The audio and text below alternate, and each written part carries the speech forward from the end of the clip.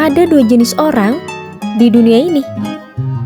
Yang satu benar-benar membaca, yang satu lagi kadang hanya melihat tanpa benar-benar menyelami. Aku pikir buku itu membosankan. Kalau bisa menonton, kenapa harus membaca? Kalau bisa mendengar, kenapa harus menelusuri kata demi kata?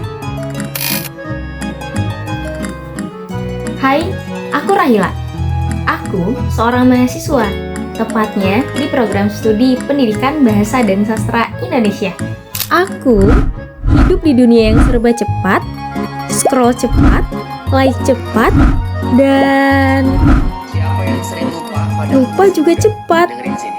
Sebelum kita bisa Tapi ada satu hal yang mulai terasa, yang bukan lagi kebiasaan, yaitu membaca.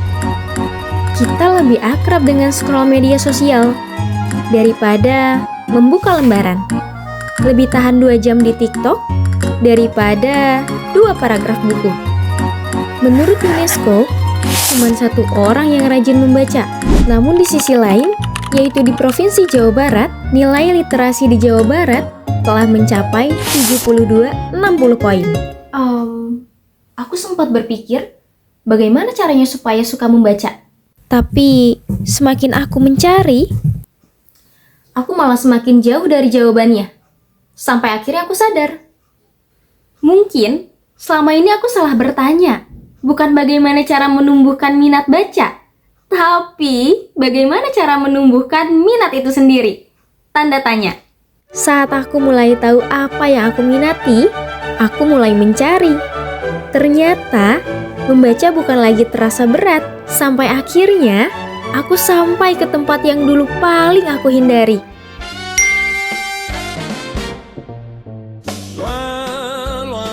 Tapi kali ini aku datang bukan karena terpaksa, tapi karena ingin tahu. Ternyata tempat yang kupikir membosankan itu justru membuatku benar-benar berpikir. Di sini aku merasa tenang. Aku membaca, mencari, memahami. Tanpa sadar, waktu berlalu begitu cepat, dan itu berarti saatnya aku pulang. Namun saat ini, aku tidak selalu punya waktu untuk datang ke perpustakaan.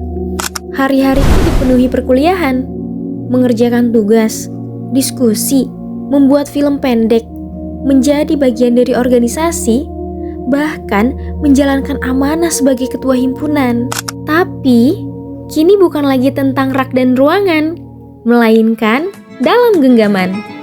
Di layar yang dulu hanya kugunakan untuk scroll tanpa arah, sekarang aku bisa membuka ribuan halaman. Dari satu aplikasi, aku bisa menjelajahi berbagai pengetahuan, mencari referensi kuliah, membaca novel, menelusuri perkembangan sastra melalui berita, dan masih banyak lagi manfaatnya. Perpustakaan digital menghadirkan kemudahan membaca. Di mana saja, kapan saja. Di tengah kebiasaan scroll dan swipe tanpa henti, Kita punya pilihan, sekedar lewat atau benar-benar belajar. dan sebagai mahasiswa pendidikan bahasa dan sastra Indonesia, aku belajar satu hal, bahwa ternyata membaca bukan tentang memaksa diri untuk menyukai semua buku, tetapi tentang menemukan bacaan yang membuat kita terus ingin mencari tahu.